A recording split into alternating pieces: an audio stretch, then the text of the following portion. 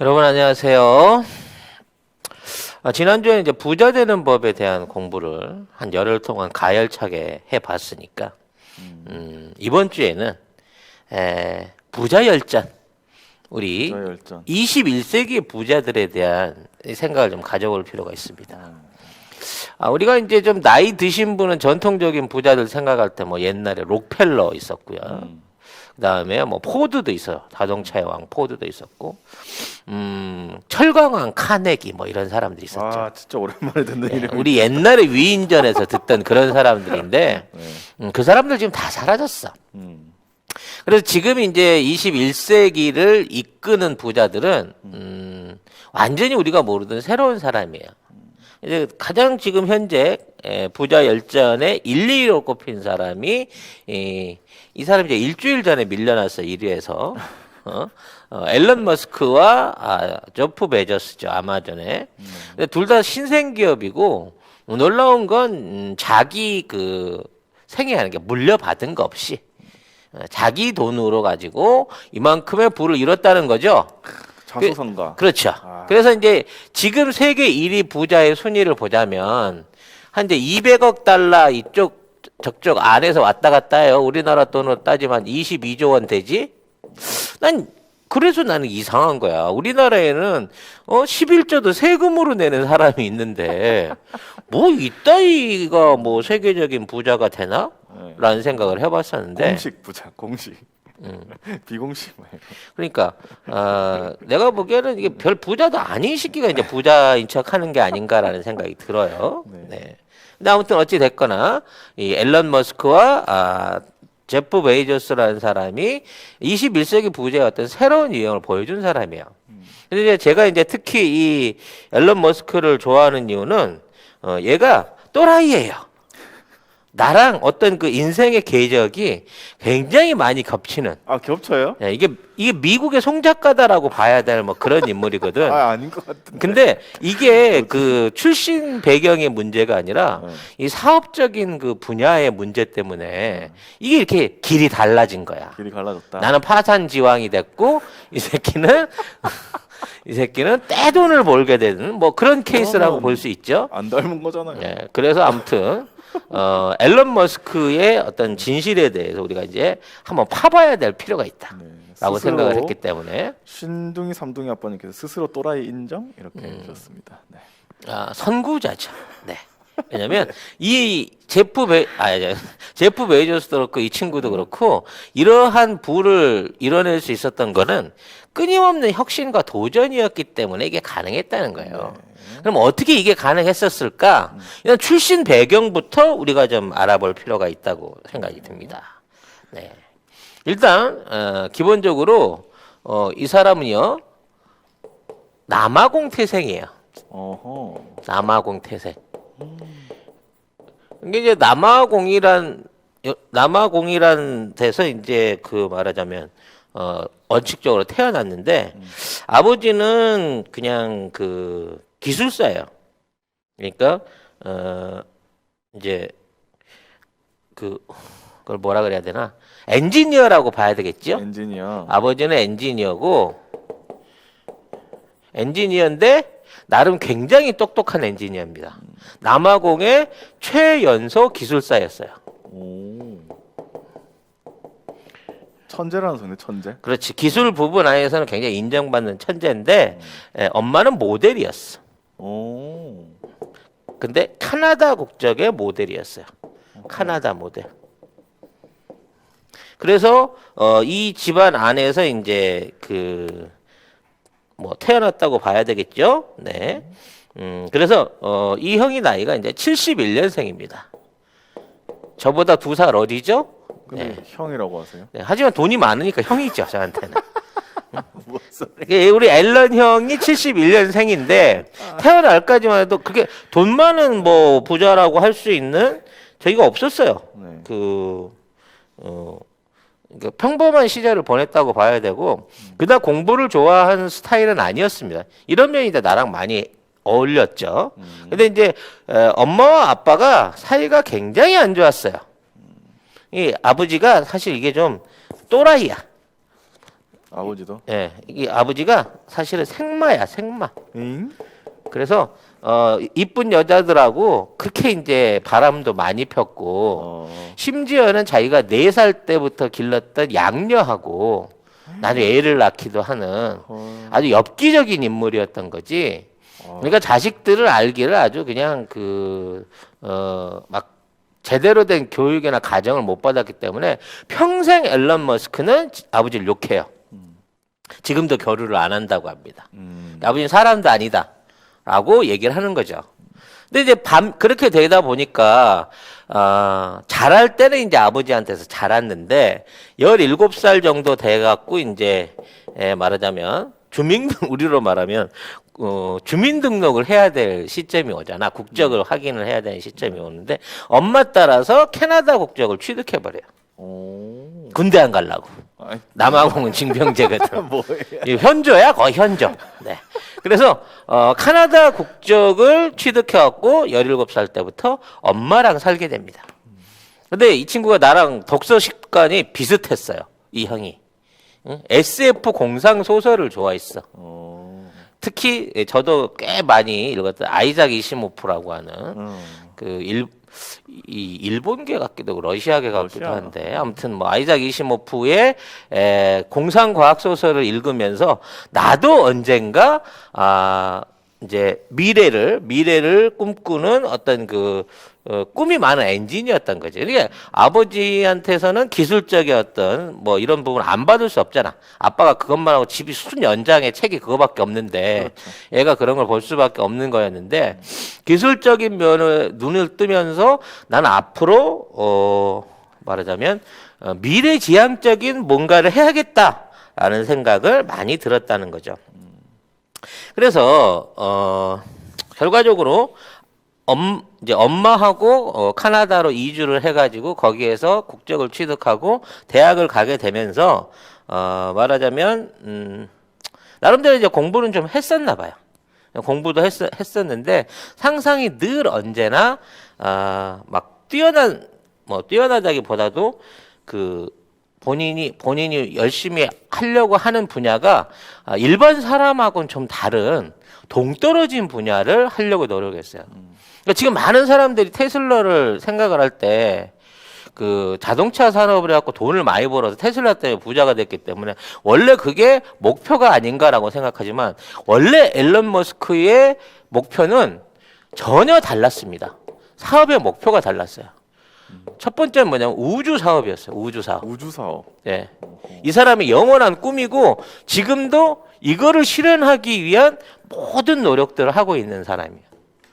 그 다음에 꿈이 뭐냐면 에너지 사업. 뭐 친환경 녹색 에너지 사업을 꿈꿨던 사람인 거죠. 그리고 또 하나가 뭐냐면 운송수단의 혁신이었어.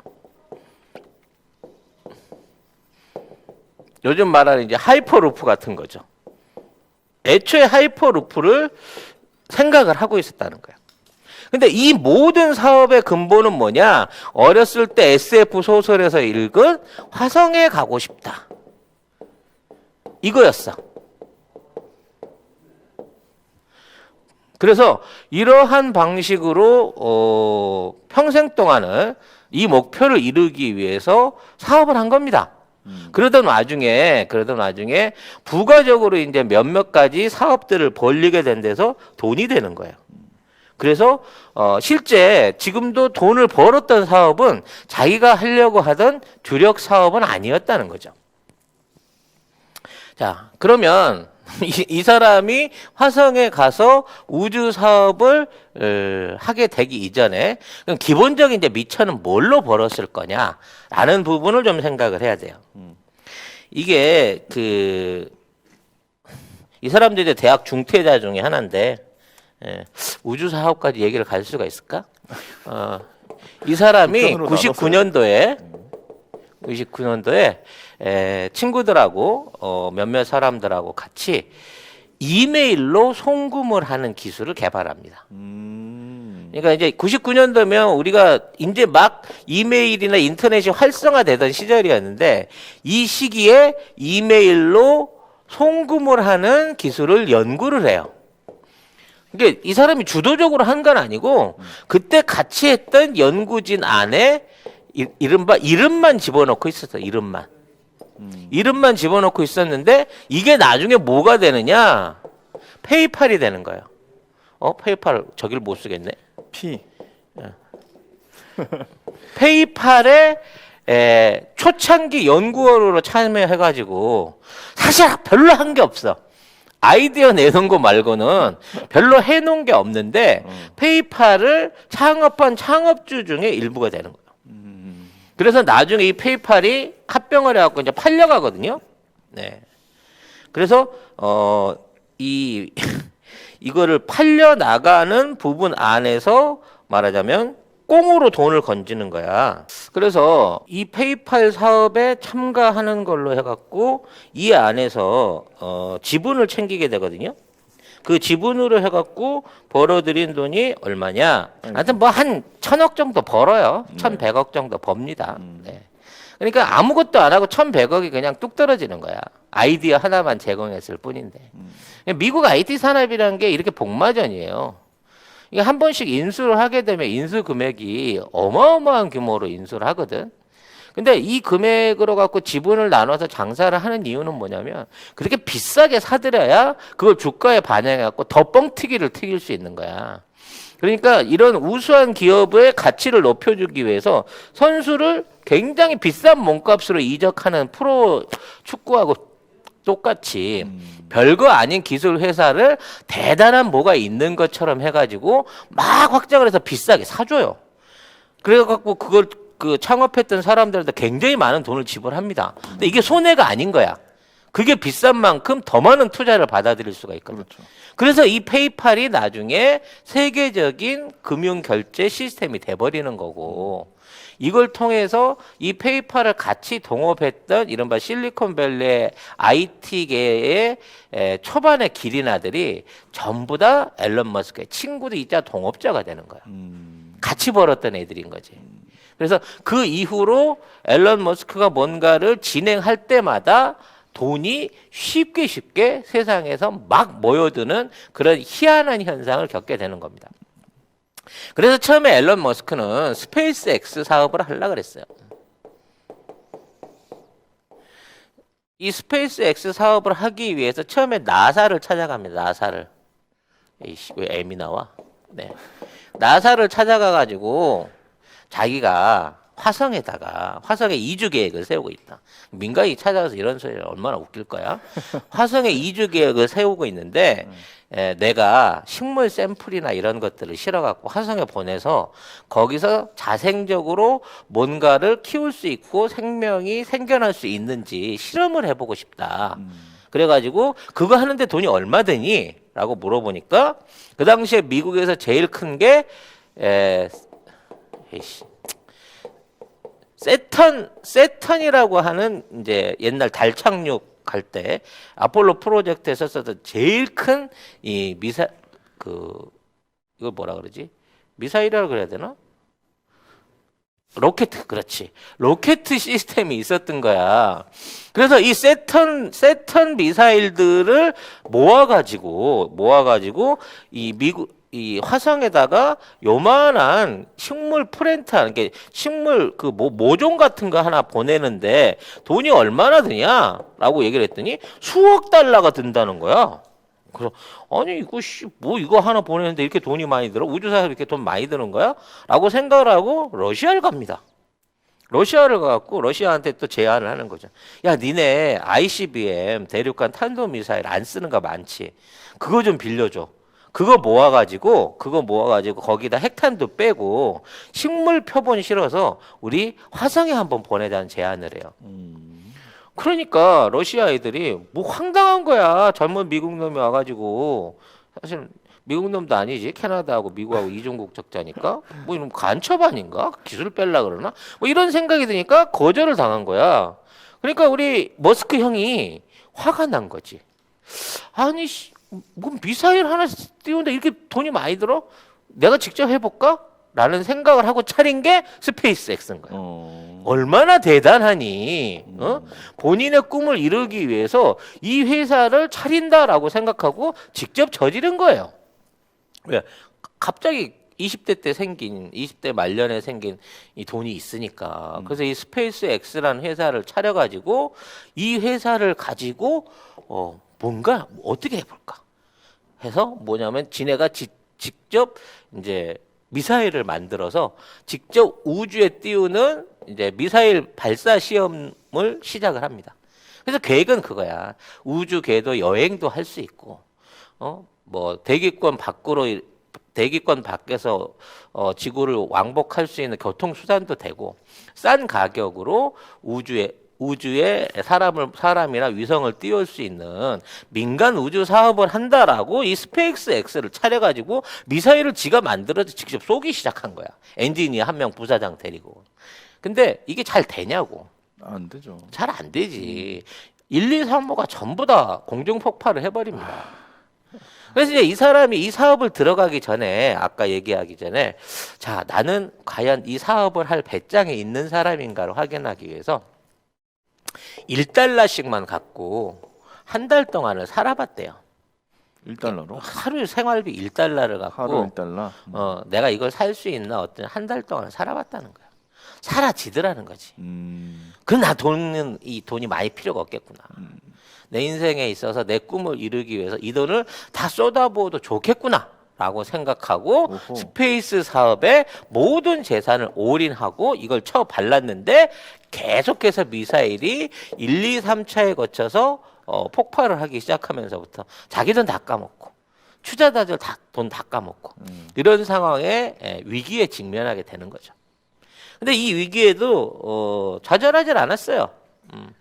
나는 아직도 할 수 있다라고 하는 자신감을 가지고 지속적으로 우주 사업들을 밀고 나갑니다.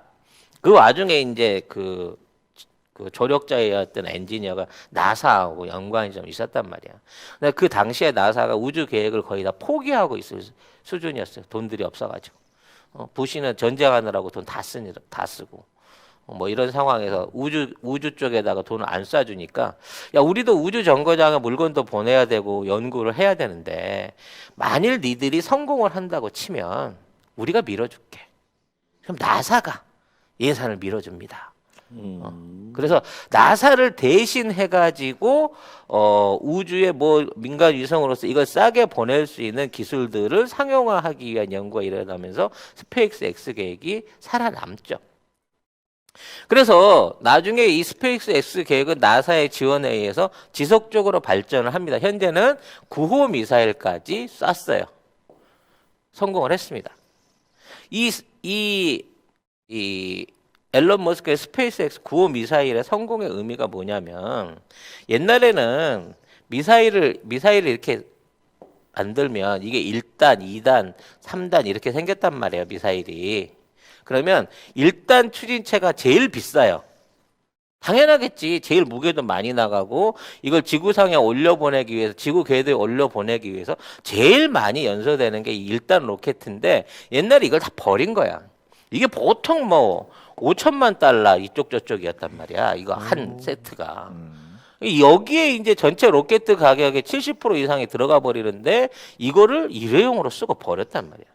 근데 이 사람은 이거를 바꿔가지고 이 미사일을 쏘고 여기서 지구 궤도에 올려갖고 2단 미사일을 발사를 하고 나중에 이제 탄도를 위성을 놓든 정거장에 갖다 놓든 하는데 이 1단 미사일을 분리시킨 다음에 이거를 다시 지구로 데리고 와가지고 이거를 착륙시키는 거야. 이 미사일을. 그래가지고 이걸 재활용할 수 있게끔 100번까지 쓸 수 있게끔 만든 거예요. 우와. 그러니까 5천만 달러짜리 로켓 발사체를 100회를 쓸 수 있도록 기획을 했으니까 이거를 50만 달러로 100분의 1 가격으로 줄여버린 거예요. 돈 아꼈네요. 엄청나게 돈을 아낀 거죠. 우주 사업 입장에서는. 근데 문제는 여기에서 분리된 미사일이 자기가 원하는 지역에 정확하게 떨어질 수 있느냐의 문제였단 말이지. 그래서 앨런 머스크는 이걸 증명하기 위해서 대서양 위에다가 빠지선을 띄워놓고 우주에 갔다가 돌아온 미사일을 여기에 착륙시키는데 성공합니다. 그렇게 됨으로 인해서 자신의 꿈이 거짓말이 아니라는 거를 증명을 해냈죠. 그러니까 이제 본인이 이제 화성에 보내겠다는 그 의지 하나만 갖고 맹목적으로 시작했던 이 어마어마한 공상이 사실 현재로 이뤄진 거고, 자, 이와 같은 방식으로 스페이스 X 관련한 사진 있으면 띄워줘봐. 맨날 이 아저씨 얼굴만 보여주지 말고. 지금 주성 모드라가 돼가지고 사진이 안 변한다고 합니다. 이러니. 네. 아무튼 그래서 이 모드를 통해 가지고 지금 아까 얘기한 대로 실제 지구 바깥으로 싸게 미사일을 보내서 다시 데리고 들어올 수 있는 기술을 확보했고, 이거를 통해서 5억씩 받고 사람들을 우주 여행을 시켜주거나 아니면 전 세계 어느 지역이든지 2시간 안에 도착할 수 있는 운송 수단을 사실상 개발한 거예요. 그러니까 이 미사일을 타고 단순하게 지구로 갔다가 나중에 조그만한 귀환선만 타고 가는 게 아니라 이 미사일을 그대로 다시 지구에 착륙시키는 기술을 개발한 거고, 이러면 최소 80명 이상의 사람들이 타고 우주에 나갔다가 돌아올 수 있는 일종의 비행체가 개발된 거라고 봐야 되는 거예요. 그래서 이 사업 자체는 돈이 안 남습니다. 돈도 많이 들어가고 개발비도 많이 들어가기 때문에 이 사업으로는 돈이 안 남는데, 앞으로 이 사업을 통해서 뭘 할 거냐면 스타링크라고 하는 부대 사업을 벌일 거예요. 이건 뭐냐? 방금처럼 값싸게 쏠 수 있는 미사일 기술들을 활용해 가지고 이 지구상에 저궤도 위성을 1만 개를 쏘는 거예요. 1만 개. 지구 이 낮은 궤도로 자기네 싼 미사일을 보내가지고 소형 통신 위성 1만 개를 쏘겠다는 거예요. 그래서 그걸 통해 갖고 인터넷과 전화를 비롯한 모든 서비스를 저렴하게 제공하겠다는 거지. 이게 바로 스타링크 사업인데, 이 스타링크 사업의 1년 수익 예산이 약 30조 원 정도 될 것이다. 수익만. 이렇게 짐작이 되고 있습니다. 새로운 통신 환경과 통신 수단, 앞으로 이제 유선이 필요 없는 시대, 그리고 지구상 어디에서나 말하자면 공중에 비행기에 있든 지하에 있든 바다에 있든 어디서나 활용할 수 있는 스타링크 통신 시스템을 개발해 가지고 새로운 통신 사업의 패러다임을 열겠다라고 진행을 하고 있다는 거죠. 하지만 이 모든 사업은 앨런 머스크 재산의 아무것도 아니라는 거야. 세 발에 피라는 거지. 앨런 머스크가 지금 벌어들이고 있는 어마어마한 돈의 자산의 정체는 테슬라요. 테슬라 자동차에서 다 벌고 있는 거고, 물론 그게 지금 이제 한 일주일 사이에 10% 빠져가지고 제프 베조스한테 역전을 당하긴 했지만, 그래서 아무튼 모든 이 일론 머스크의 꿈은 어린 시절 가지고 있었던 공상에서 시작됐고, 그 꿈을 현실로 이뤄나가고 있다는 면에서 나는 앨런 머스크는 굉장히 재밌는 사람이라고 생각이 들어요. 인생을 멋지게 살 줄 아는 사람이란 거죠. 원래 한 시간에 끝낼 생각은 아니었습니다만 중간중간 좀 저기가 있어서 오해가 있었습니다. 작가님도 오늘 이발을 하고 오셨습니다. 이번은 월요일 어제도 하고 있었는데 앨런 머스크 컷. 네. 딱 똑같이 생겼죠. 응? 머스크가. 돈 잘 버는 사람들 마스크가 이래요. 어제 얘기를 하다 좀 얘기가 정신이 없었는데 오늘 다시 차분히 좀 정리를 해볼까요? 근데 말이야, 어저께 갑자기 이 PD가 테슬라 얘기를 끌고 와가지고 테슬라 어제? 얘기를 좀 했더니 악플을 엄청 달고 계시대. 테슬라 주식 샀나 보지? 네. 산 사람들 많을 거예요 아마. 근데 빨리 파세요. 네. 단물 빠졌어 내가 보기에. 그리고 약간 네. 팬층이 좀 두터운 것 같더라고요. 매니아층이 좀 있어. 그래서 그 두터운 팬층에 좀 환상을 깨드리고 싶어요. 어제도 얘기했지만 앨런 머스크가 사업가냐, 성공한 사업가냐, 성공한 몽상가냐라는 부분에 대해서 우리가 좀 알아야 될 필요성이 있습니다. 앨런 머스크는 지금까지도 자기의 꿈을 실현하기 위해서 노력하고 있는 몽상가지, 비즈니스를 잘 판단해서 돈을 벌고 있는 사람이 아니에요.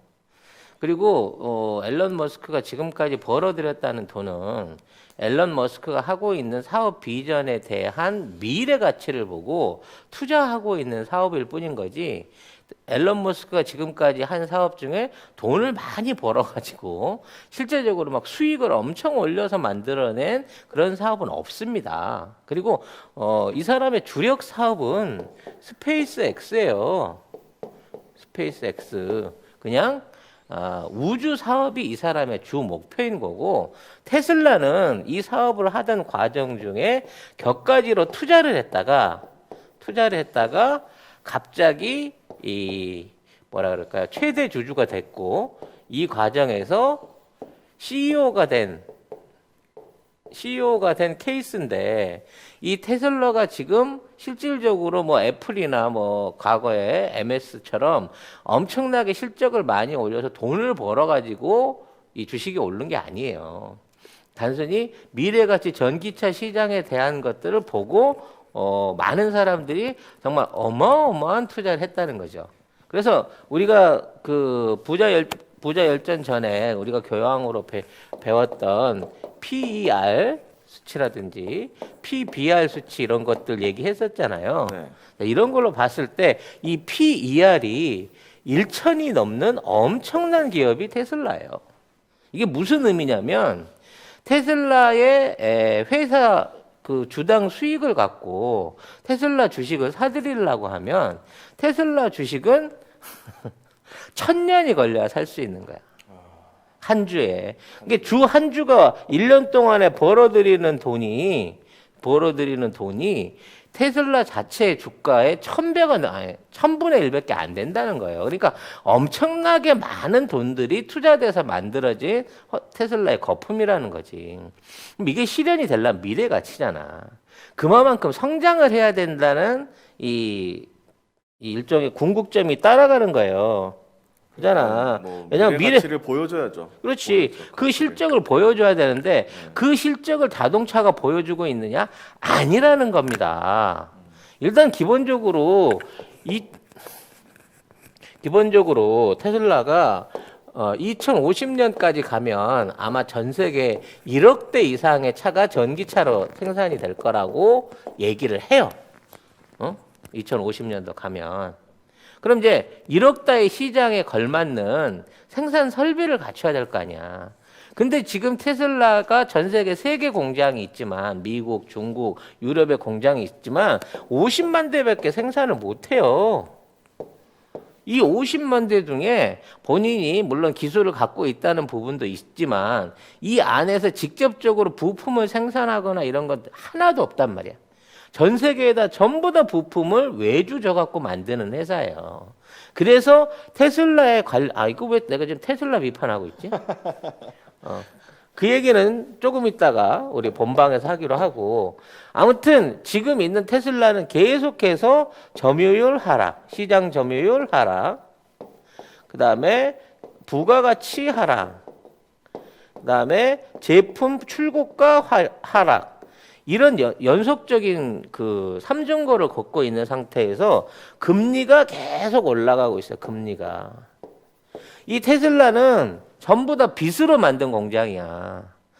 외상으로 사들인 부품을 사서 빚으로 만든 공장에서 제품을 만들고 하는데 금리가 오른다는 얘기는 회사가 부담해야 될 금리 비용이 점점 더 높아진다는 얘기고, 그만큼 테슬라에 가면 갈수록 회사 재정 상태는 안 좋아진다는 거거든. 이런 객관적인 상황을 판단해 주는데 나를 욕을 하더라니까. 윤석열 욕했다고 덤벼드는 검사들 같은 짓거리를 하고 있어요. 네. 일단 다시 얘기로 돌아와서, 애초에 이제 테슬라의 그 성장 과정을 보면 군대 가기 싫어서 아버지 미워서 엄마 따라 카나다로 왔잖아요. 네. 카나다로 넘어와서 그 시기가 18살이야. 그럼 이제 대학교를 가야 되잖아요. 그래서 캐나다에 이제 온타리오라는 대학교를 갑니다. 가서 공부를 해보니 카나다에선 뭘 해도 안 될 것 같은 거야. 그래서 역시 세상의 중심은 미국이다. 큰 물에 가서 놀아야 된다. 라고 생각을 하는 거죠. 큰 물이 맞긴 맞지. 이 점이 나하고 차이인 거야. 나는 지역 동네에서 왕초를 하려고 서울로 진출을 안 했거든, 대학 때. 근데 이 친구는 서울로 갑니다. 펜실바니아, 미국으로 갑니다. 그래서 펜실바니아 대학교를 다니면서 공부를 하면서, 물리학을 공부를 하면서 와튼 스쿨을 또 다닙니다. 와튼스쿨. 저기 동문이네. 찰스하고 트럼프하고 동문인 거지. 따져놓고 보면. 이게 왜 와튼스쿨이라는 데가 워낙 그 사이비 사업군들이 많이 오는 자리라서 아니 이때 아마 그 뭔가를 맺었던 게 인연이 되지 않았을까 나 생각을 해. 네. 그래서 여기서 이제 펜실바니아 공대에서 공부를 한 다음에 우리가 흔히 잘 아는 매사추세츠 MIT를 가려고 합격증을 받아 놓습니다. 이제 편입을 하기 위해서. 합격증을 받아 놓고 있는 상태에서 갑자기 이 창업을 하자는 제안을 받아요. 그러니까 이제 요 펜실바니아 대학 다닐 때 그 안에서 창업 그 열기가 좀 있었고, 그래서 최초로 이제 집2라고 하는, 이게 굉장히 원시적인 건데 일종의 포탈 기능을 할 수 있는 정보 제공 회사를 차려요. 근데 미국이라는 데가 이때가 한참 IT 붐이 막 일어날 때 그때였거든. 그래서 이거를 컴팩이라는 컴퓨터 회사가 인수를 해버립니다. 그 당시에 이제 MS를 비롯해서 소프트웨어의 회사들에 대한 가치들이 막 치솟고 있을 때 이거를 컴팩이 인수를 해요. 근데 이거는 인터넷만 연결되면 누구나 구할 수 있는 정보들인 거거든.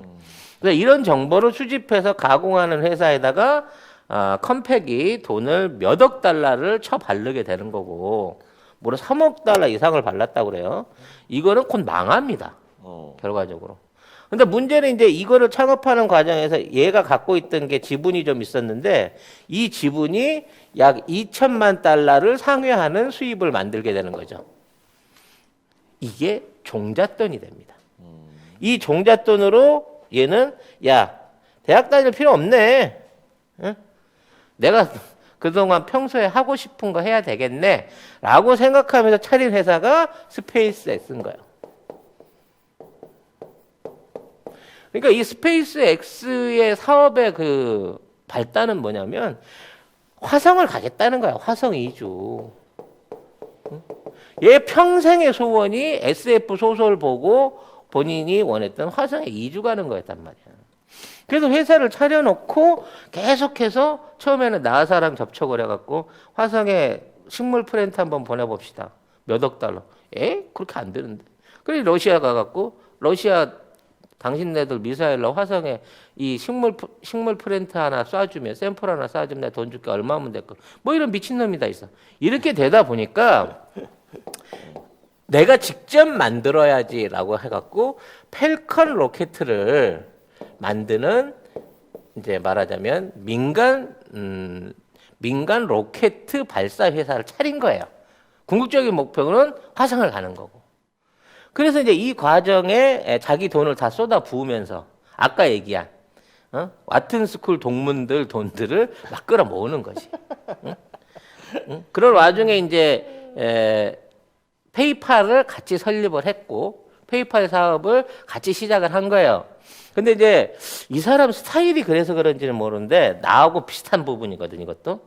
페이팔을 설립하기 위한 아이디어를 내고 주변에 있는 사람들을 다 말하자면 끌어모아가지고 이 사업을 진행할 수 있는 핵심 사업을 합니다. 근데 이제 경쟁자들이 같이 있었어요. 그러니까 본인이 처음에 페이팔이 만들어진 건 아니고 본인이 만든 회사하고 경쟁자 그룹들하고 경쟁을 하다가 이걸 합치자 그래갖고 쉽게 말해서 주주가 많아지는 일종의 연합회사가 된 거지.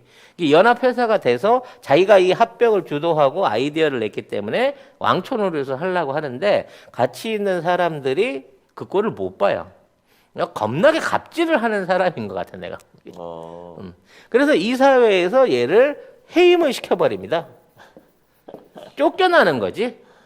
근데 이 페이팔이 나중에 인수가 됨으로 인해 가지고 이 페이팔에서 만들어냈던 페이팔에 갖고 있던 게 얘는 이제 엑스닷컴이었고 뭐 이건 뭐 경쟁사는 컴퓨니티라는 회사가 있었는데 아무튼 이 두 회사가 합쳐져서 페이팔이 됐는데 이 회사를 얘를 자르고 왜냐면 얘는 절대 이 사업을 포기를 안 하니까 얘를 자르고 이거를 팔아먹게 되는 거야. 그래서 이거를 이베이가 그 당시에 전 세계 온라인 유통의 최강자였던 이베이가 15억 달러에 인수를 하게 돼요.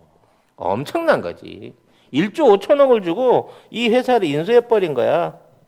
그 문제는 뭐냐? 얘가 그래도 이사회에서는 쫓겨났어도 주주로서 등재가 돼 있기 때문에 뭐 많지는 않았지만 한 10% 정도 이상의 주식을 갖고 있었기 때문에 15억 달러에 1조 5천억 이상은 땡겼다고 봐야 되겠지. 그러겠죠. 이 엄청난 돈을 벌어가지고 결국 스페이스 X에다가 올인할 수 있는 기회를 준 거야. 나 같으면 거기서 이거 안 한다. 뭐 해요? 그럼? 바로 부동산 사업으로 돌든가, 뭐 이게 증권업계로 돌든가, 워튼스쿨 동기들한테 부탁하면 될 일이었는데, 이 멍청한 사람은 자기 꿈을 위해서 나는 이 로켓을 쏠 거야라고 해서 계속 로켓 쏘는 사업에다가 투자를 하게 된다는 거지. 그래서 그 사업을 하던 중에도 얘는 계속해서 사업의 열망을 버리질 못해요. 이 사업이 1, 2, 3차 발사를 실패해가지고 계속해갖고 하락세를 겪고 있을 때 또 테슬라를 인수합니다. 이것도 지가 만든 게 아니에요. 딴 사람이 만들고 있는 회사에 자기가 투자를 해가지고, 왜? 돈이 많이 생겼으니까. 그 돈을 투자했고 최대 주주가 되면서 갑자기 CEO가 돼버린 거예요. 돈을 많이 냈기 때문에. 그래서 이런 방식으로 테슬라하고 스페이스 X를 동시에 운영하게 됩니다. 이 시기부터. 네. 그래서 이게 불과 2010년도 뭐 이쪽 저쪽 상황이 된단 말이에요. 그래서 스페이스 X는 지금까지 돈을 못 벌고 테슬라도 사실은 처음에 이제 그 자기가 투자했을 때만 해도 이 자동차를 만들어내게 되면 이 세단 자동차를 만들어내기로 했는데 이게 이제 변속기가 납품이 잘 안 돼가지고 계속해서 하자 생기고 이게 늦어져요, 출시가. 그래서 투자자들한테 욕먹고 주가 떨어지고 뭐 그런 상황에서도 테슬라는 꾸준히 이걸 밀어붙입니다만 이게 나중에 알고 보니까 팔면 팔수록 적자인 자동차였어. 그래서 그 단가가 안 맞게 되는 상황이라서 본인이 CEO가 된 거고, CEO가 되자마자 나라 돈을 끌어들이고 중국에 건너가갖고 중국 회사를 세우면서 말하자면 남의 돈으로 본격적으로 사업을 시작하게끔 하는 거예요. 그리고 막 꿈은 거창하게 엄청나게 크게 키워낸 상태에서 실적은 없이 가는데 사람들은 테슬라가 보여주는 또는 앨런 머스크가 보여주는 이 꿈에 열광을 했다는 거지. 왜냐하면 자기 자신도 속이고 있었거든, 테슬라가. 이게 잘 된다라고 믿고 이 사업 자체를 자기 마음대로 끌고 가고 싶었던 거란 말이야. 그렇게 되다 보니까 이사진들하고 맨날 싸우게 되는 거예요. 테슬라 안에 초창기 창업자들이 다 나가고 그 다음에 후발 투자자들이 들어와가지고 CEO였던 이 앨런하고 계속해서 부딪히는 상황이 만들어집니다. 왜? 너무 엉뚱하니까. 가장 대표적인 엉뚱한 게 본인이 갖고 있는 기술들을 다 공개해버린 거예요. 물론 이걸 통해가지고 이제 테슬라가 공개했다는 기술이 별건 없어요. 뭐 전기 자동차라고 하는 게 사실은 테슬라가 1950년대, 60년대에서부터 전기 자동차에 대한 기본적인 개념을 갖고 있었으니까 테슬라가 공개한 어떤 그 플랫폼 중에 가장 돈이 되는 플랫폼은 뭐냐면 배터리를 엔진 자리에다 안 세우고 이 바닥에다 깔아갖고 운영하는 자동차를 만들다는 개념이에요. 이게 이제 지금은 모든 전기 자동차의 기본 개념으로 들어가는 건데 이게 테슬라가 처음 시작한 개념입니다. 그래서 이 자동차가 내연기관 자동차 엔진을 중심으로 움직이는데 그 이후에 모든 전기차들은 이 바닥 플레이트에 전기를 깔아놓은 요 상황과 모터 4개에서 시작해갖고 이거를 이렇게 만들면 승용차가 되는 거고 이렇게 만들면 트럭이 되는 거고 이거를 이렇게 만들면 봉고차가 되는 방식으로 변화하기 시작해요. 그러니까 자동차의 기존의 내연기관 자동차의 개념을 완전히 바꿔버리는 방식으로 새로운 어떤 새로운 개념을 만들어내기 시작한 거죠. 그래서 이 테슬라 자동차가 성장해 오는 과정 중에 테슬라에 대한 엄청난 투자와 기대 가치가 몰려듭니다만 이거는 버블이에요, 사실. 아까도 말했지만 이 회사는 자체 기술을 다 공개해버린 상황이고요. 그 다음에 모든 부품들을 외부에서 조달받아서 만드는 상황이야. 가장 비싸다고 하는 배터리 기술도 본인이 직접 만들지 않아요. 그렇게 되기 때문에 회사 자체가 큰 수익을 낼 수 있는 다른 그 자동차 사업들하고 구조적인 면에서 굉장히 큰 차이를 갖고 있는 회사였던 건데 여기에 투자가 계속해서 들어와서 막 주가가 100배 이상 막 오르게 되는 600불이 넘어가게 되는 30불도 안 되던 주가 600불이 넘어가게 되는 엄청난 고성장을 한 데에는 그 당시에 코로나로 인해서 주식시장이든 어디든 갈 데가 없던 돈들 금융시장에 있던 돈들이 테슬라의 미래 가치를 보고 이 주식에다가 몰빵을 해갖고 IT 주식들 버블을 만들어낸 거예요. 지금 꺼지고 있는 게 너무 당연한 겁니다. 얼마까지 꺼질지는 제가 나중에 뭐 따로 분석을 한번 해볼 수도 있겠습니다만 아무튼 앨런 머스크는 공학자이지만 실제적으로 아주 그냥 전지전능한 엔지니어도 아니고요. 경영자이긴 하지만 뚜렷한 경영 철학을 가진 사람도 아닙니다. 그렇다고 수리에 밝은 관리자도 아니에요. 오로지 이 사람은 꿈을 꾸는 데만 열심인 사람인 거기 때문에 아까도 얘기했지만 앨런 머스크의 꿈은 테슬라 자동차가 전 세계를 누비는 게 아니에요. 테슬라라는 자동차는 별 외로 갑자기 끼어든 사업인 거고 스페이스 X를 통해서 화성을 가는 게 그 목적이라는 겁니다. 그래서 아무튼 스페이스 X가 2000년대부터 시작하고 거의 15년 동안을 적자를 내요. 근데 계속해서 이제 투자를 시작하게 되면서 지금은 어느 정도 조금씩 안정을 잡아가고 있습니다. 이 스페이스 이거 다른 그림으로 바꿔줘. 로켓 그림으로. 이 스페이스 X 사업의 가장 주된 거는 이 로켓 비용을 싸게 하는 거예요. 이 1단계 추진 로켓을 재활용할 수 있게 만든다는 게 이 사업의 핵심이야. 이 1단계 로켓을 재활용하게끔 만든다는 거죠. 이걸 100번 이상 쓸 수 있게끔 만든다는 거고 현재 9차 발사까지 유지되는 과정 중에 이 로켓들 중에 재활용하고 있는 율이 드디어 이제 10번을 넘어서기 시작했어요. 10번까지 재활용하는 로켓을 다시 만들어낸 거야. 그러던 과정 중에 이제 이게 중요한 게 이거예요. 옛날에는 이걸 그냥 버렸는데 얘를 유도해갖고 지구상에 내보냈다가 다시 원하는 자리에다 귀환할 수 있는 기술을 보여주는 거거든. 이게 완전치는 않습니다. 이 착륙하는 어떤 그 수직 이착륙하는 로켓의 실험들이 실패하기도 하고 떨어지기도 하고 막 이런데 아무튼 몇 번 성공을 거두면서 10회까지 재활용시키는 이 로켓이 나오면서 이제 본격적인 상업 운전에 들어가기 시작한 거예요. 그래서 이 상업 운전을 통해 갖고 하고 있는 사업이 스타링크예요. 스타링크. 그러니까 이 로켓을 한 번 쏠 때마다 딱 요 30cm 그 박스만한 인공위성을 한 60개씩 궤도에다 막 뿌리는 거야. 그래서 이런 방식으로 이 지구 전체에다가 한 1만 개의 위성을 쫙 뿌리겠다는 거야. 그래서 이걸로 통신 서비스를 하겠다는 거예요. 그러면 기존의 인터넷망 다 필요 없고요. 속도 무지하게 빠르고 지구 뒤편에서든 어디서든 단번에 통화될 수 있는 통신을 할 수 있는 서비스를 제공하겠다는 게 이 스타링크 사업인 거고 이 스타링크 사업의 미국 서비스는 이미 시작이 됐고요. 전 세계 서비스가 2024년도에 시작될 걸로 보이는데 이게 시작되면 기존에 있는 모든 전화 시장, 통신 시장, 뭐 케이블 TV 시장 다 이걸로 통합된다는 거지. 왜냐면 워낙 저렴하니까.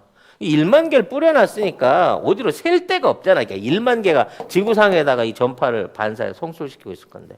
그래서 이걸로 30조 원 이상을 벌겠다는 거예요. 이 번 돈으로 뭘 한다?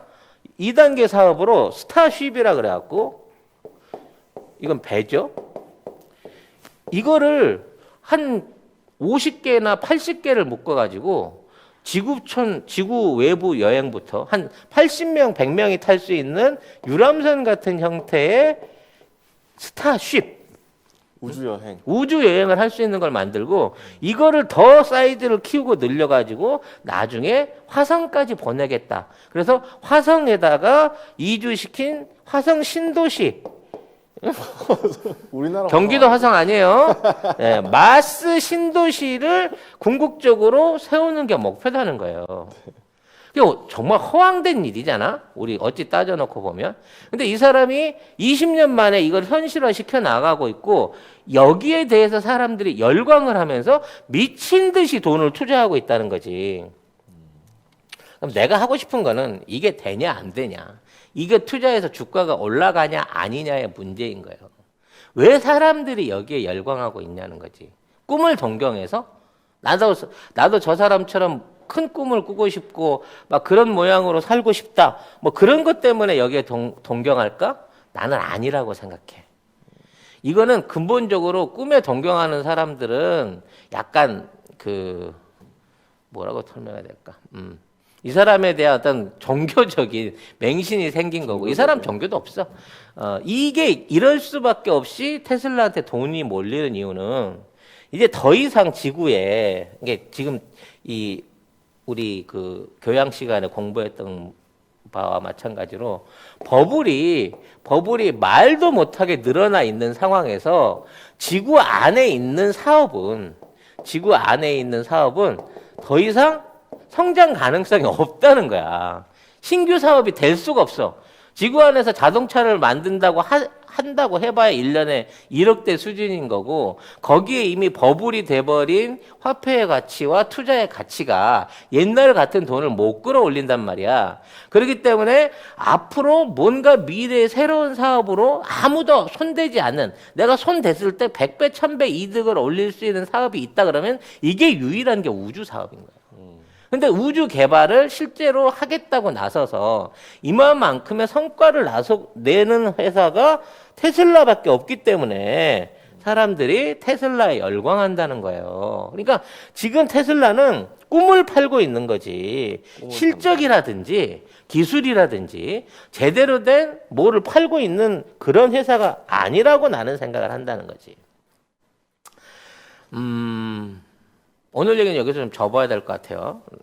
앞으로 테슬라라든지 앨런 머스크가 어떻게 될 거냐를 떠나서 지금 세계 경제는 앨런 머스크가 얘기하고 있는 정말 말도 안 되는 외계인이라고 의심받을 만한 말도 안 되는 꿈에 취해가지고 그 사람의 꿈에 따라서 그 사람이 화성을 갈지 안 갈지 어떻게 알고 화성에 신도시를 지어가지고 이게 얼마 돈을 벌지를 얼마 알아. 그런데도 천문학적인 몇 조 원 단위의 투자금을 테슬라한테 부어주고 있을 만큼 지금 지구촌 안에는 잘 될 만한 사업이 없다는 반증이라고 나는 생각을 해요. 그렇죠. 늘 스타트업 같은 데 보면 저도 잠깐 있었는데 눈먼 돈이 진짜 많습니다. 그래서 연세 창업마들이 있어요. 그렇지. 계속 투자받아 창업했다가 폐업하고. 정확한 결론인 것 같아. 이 사람은 꿈을 파는 연쇄 창업마예요. 그래서 이 사람이 하고 있는 사업이 아까 얘기했잖아. 스페이스 X에서 시작했지만 자 지금 스타링크 그다음에 스타쉽 있었잖아. 그다음에 지금 뭐 하고 있냐면 보링이라 그래가지고 테슬라 도시 지하에다가 이렇게 터널을 파가지고 이쪽으로 자동차를 뭐 180km에 날라주는 서비스를 한다고 토목 회사도 세워놓고 있고요. 그 다음에 컴퓨터와 인간을 직접 연결하는 이제 생체적으로 연결하는 거야. 컴퓨터를 뇌로 조정할 수 있게 만드는 그 사업에다 투자하고 있고 AI 사업에다 투자하고 있고 나르는 자동차. 그러니까 태양열과 전기로 움직이면서 나르는 자동차를 만드는 사업에까지 지금 그 사업의 범위를 넓혀가고 있는데 그 어느 하나도 완성된 실체나 완성된 기술이나 안정성에 대한 담보를 해주질 않아요.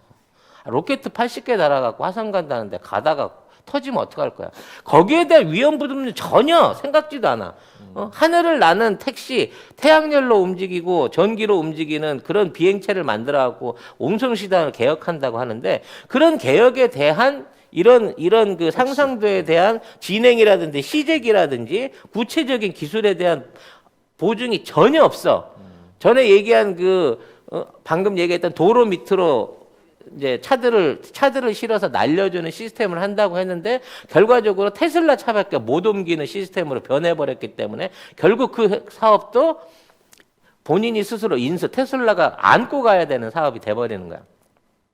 그러니까 이 사람은 꿈만 얘기했지 한 번도 시간 약속이나 거기에 대한 확실한 기술적 물증이나 거기에 대한 구체적인 증거물을 내놓은 적이 없는 완벽한 몽상가인데 이런 사람이 지금 세계 최고의 부자라는 거지.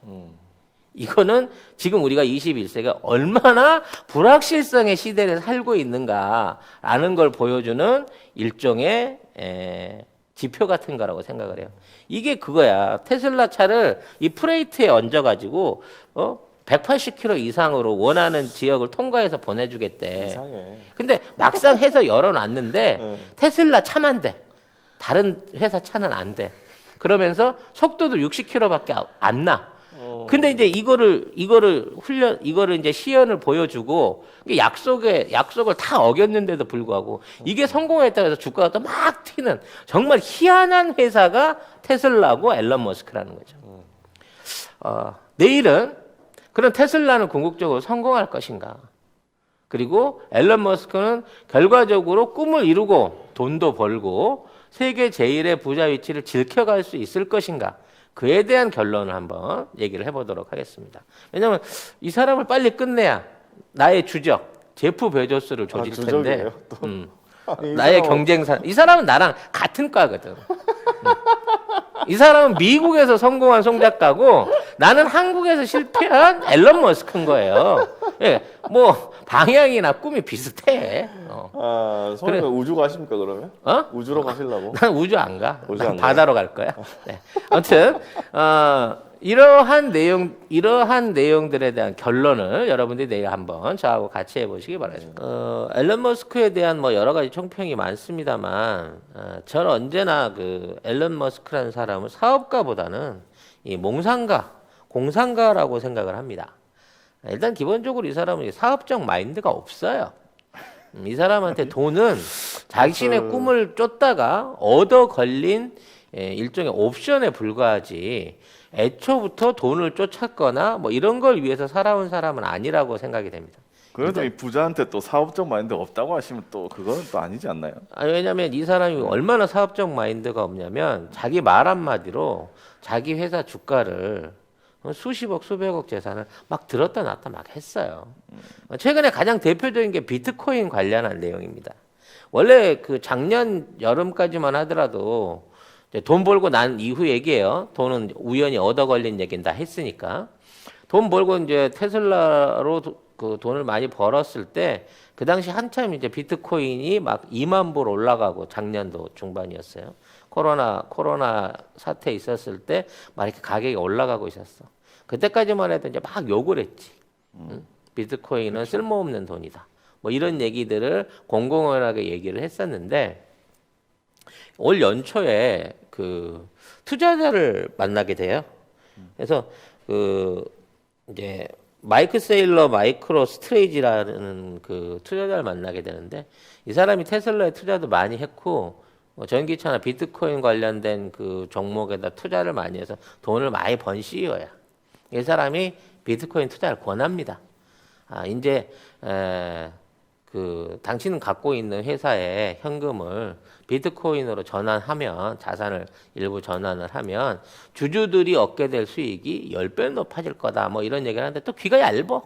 그래가지고 불과 6개월 전만 해도 비트코인은 쓰레기라고 하던 사람이 갑자기 거의 이제 그 15억 달러, 1조 5천억 원에 가까운 비트코인을 사들여 버려요. 그리고 앞으로 테슬라를 거래하는 데 있어서 비트코인으로 결제를 받겠다 이런 얘기를 해버립니다. 그래서 이 사람의 말 한마디 때문에 비트코인 가격이 50% 가까이 그날 당일날 확 올라가 버리게 되는 거죠. 그로 인해서 이제 테슬라가 비트코인을 본격적으로 사용한다는 얘기가 나오면서 막 주가가 천정부지를 넘어가면서 700불을 막 넘어가고 막 이런 지경이 옵니다. 기분 되게 좋았을 거 아니야. 기분 좋게 기분이 되게 좋았으면 좋은 태도 즐겨야 되는데 아 우리 회사 주가 너무 높은 것 같아요. 문제가 좀 있는 것 같아. 또 이런 얘기를 합니다. 그러니까 또 갑자기 주가가 막 출렁출렁 떨어지기 시작하는 거야. 그러면서 비트코인 가격도 같이 떨어집니다. 그래서 비트코인 가격이 15% 이상 빠지면서 테슬라 주가도 한 30% 빠지는 거예요. 그래서 지금 500불 밑으로 내려와 있거든. 760불 거의 800불 가던 테슬라 주가가. 이런 게 다 이 앨런 머스크의 말장난, 말 실수 한두 번에 이런 꼴이 나는 거예요. 얘는 생각이 없는 거야. 그만큼 신중하지가 못해.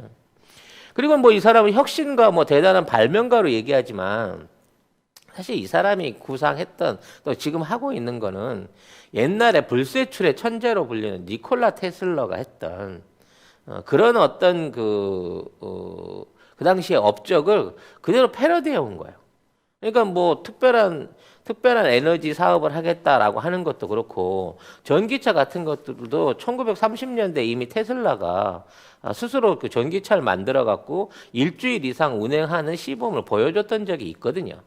그러니까 이 사람의 이 사람이 제안한 내용 중에 그닥 혁신적인 건 없어. 어렸을 때 공상과학 영화에서 본 거였고 과거에 테슬라라는 인물을 알았으면 누구나 알 수 있는 에너지 사업이었고 그와 관련된 전기차 사업이었다는 거지.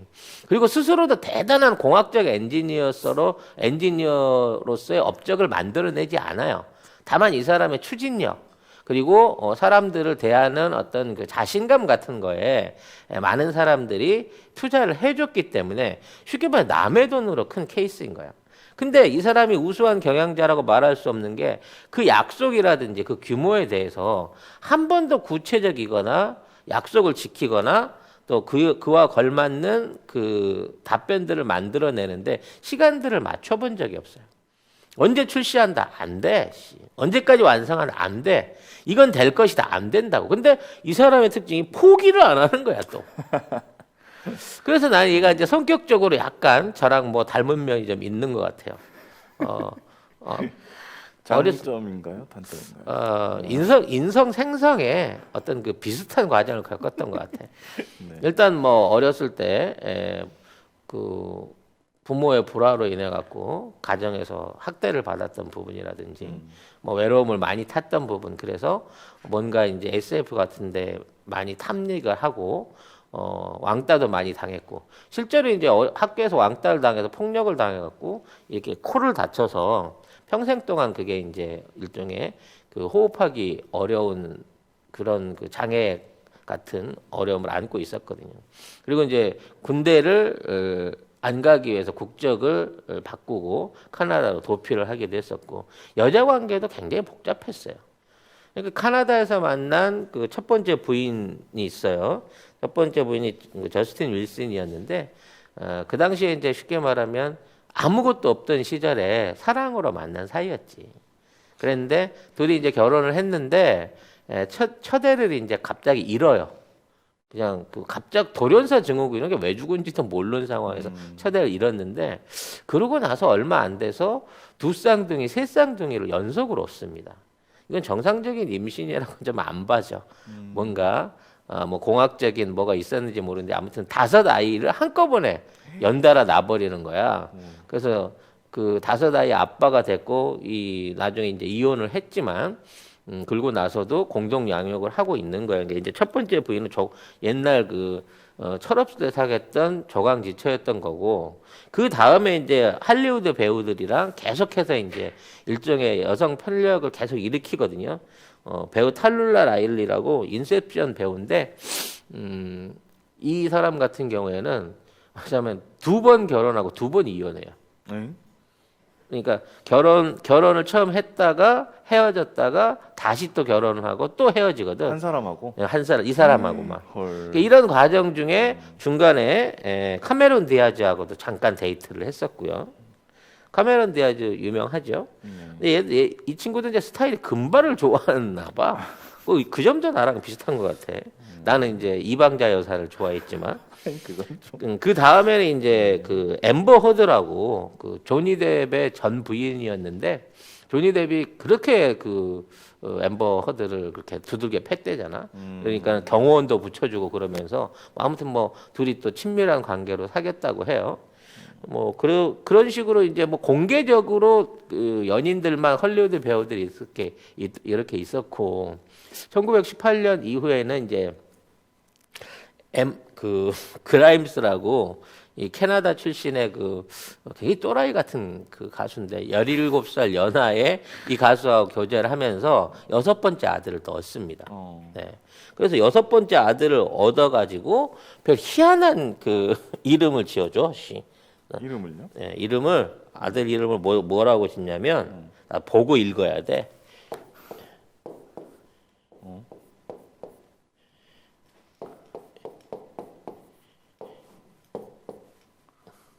이거야. 머스크. 성은 머스크 그대로 썼고. 이거 읽을 수 있겠어? 뭐예요 그게? 이게 이름이래. X. 이게 애쉬. A-10이야. 애 이름을 이따위로 지었다니까. 왜 이름을 그 장난을 쳐? 여자애가 지은 건데 이 엄마가 약간 똘끼가 좀 있어요. 네. 똘끼가 있는데 아무튼 그 2018년 이후로 이 사람하고 살면서 애까지 낳아갖고 있는 상황인 거지. 뭐 그 후로 이제 지금까지는 그 생활을 이어오고 있는데 이 사람은 그렇게 뭐 여자를 사랑하거나 주변의 환경을 사랑하는 사람은 아닌 것 같고 그와 같은 이런 사람들하고 헤어진 원인들이 전부 다 나중에 보면 일 중독 중에 빠져갖고 관계를 등한시하면서 전부 다 헤어지게 됐거든. 그러니까 인생에 있어서 목표가 꿈을 이루는 거였고 그러기 위해서 비즈니스를 잘한다기 위해서는 뭐 거침없이 몰아붙이는 스타일의 사람이다라고 얘기를 해야 될 것 같아요. 그래서 아까 얘기한 대로 이런 불안한 상태의 앨런 머스크가 지속적으로 이 사업을 어디까지 펼쳐나갈 수 있을 건지 그리고 안정적인 수익을 올릴 수 있는 CEO로서 활약할 수 있을 건지는 나는 아니라고 봐. 기본적으로.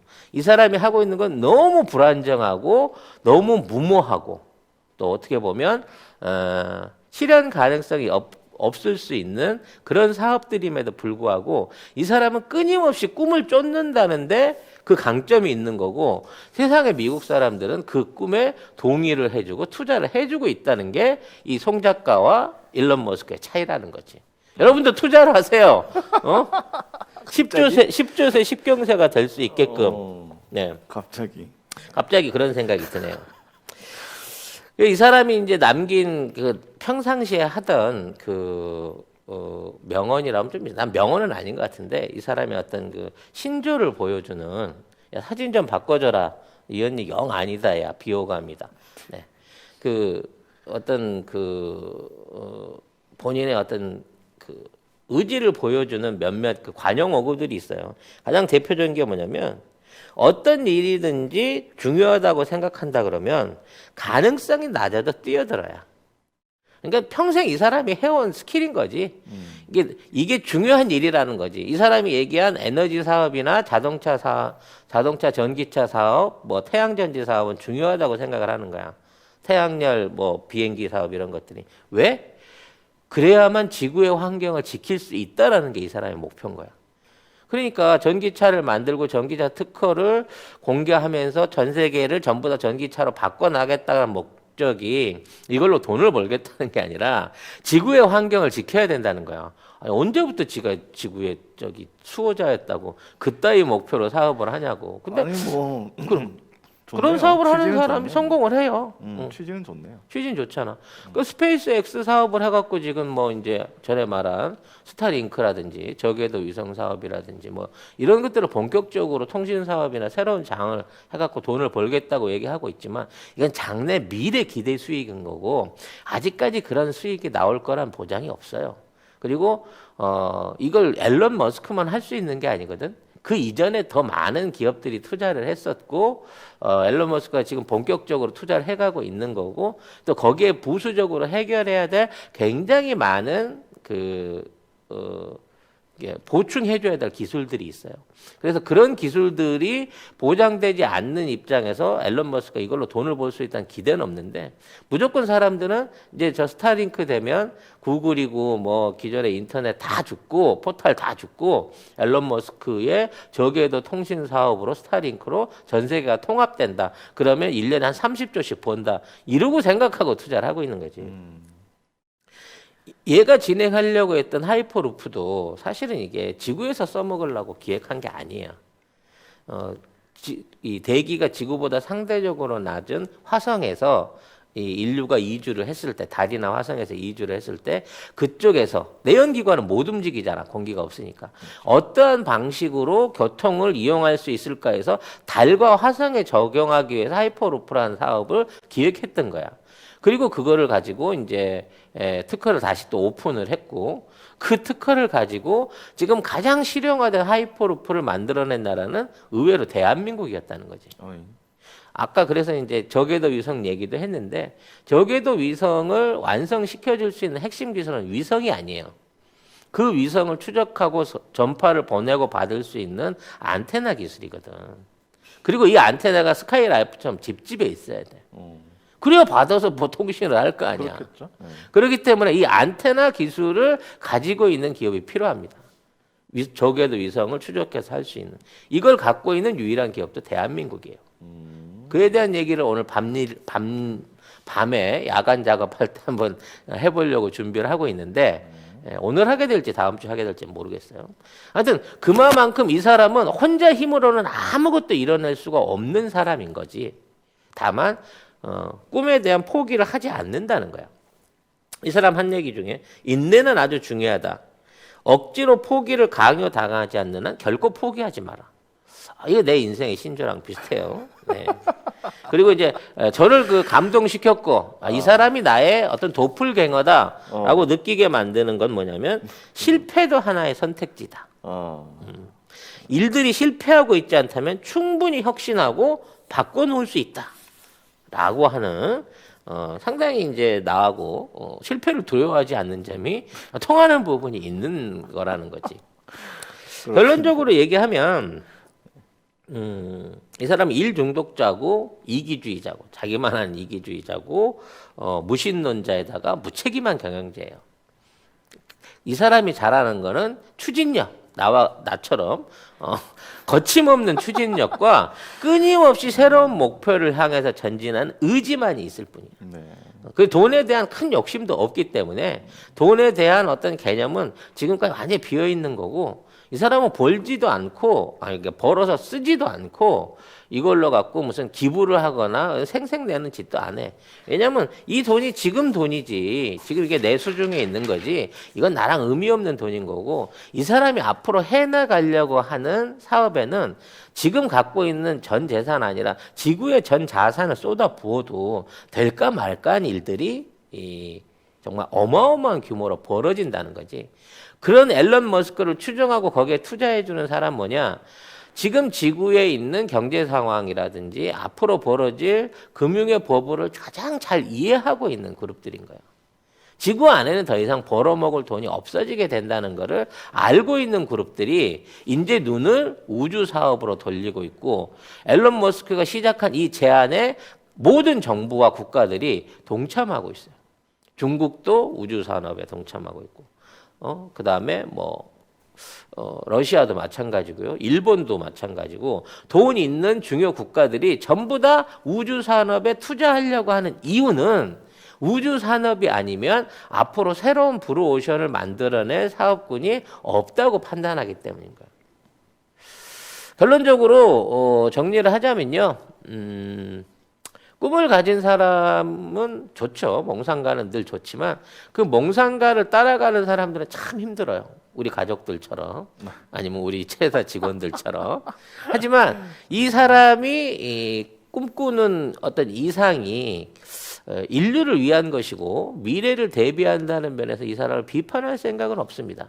하지만 맹목적인 이 앨런 머스크에 대한 추종이나 그 사람의 사업에 대해서 장밋빛, 희망을 가지고 나는 앨런 머스크의 테슬라에 몰빵할 거야. 이런 건 하면 안 된다는 거지. 그래서 지금 한때 세계 부자에서 한 달 전에 세계 1위의 부자인데 지금은 다시 2위가 됐지만 언제든 1위가 될 수 있고 언제든지 알거지가 될 수 있는 몽상가 앨런 머스크를 알아보면서 앞으로 지금 지구 안에 이 지구 안에 돌아가고 있는 전 세계의 경제가 굉장히 지금 위기 상황에 있다는 점을 여러분들이 이해를 해야 된다는 거야. 이 돈의 흐름이 굉장히 불안하게 돌아가고 있어요.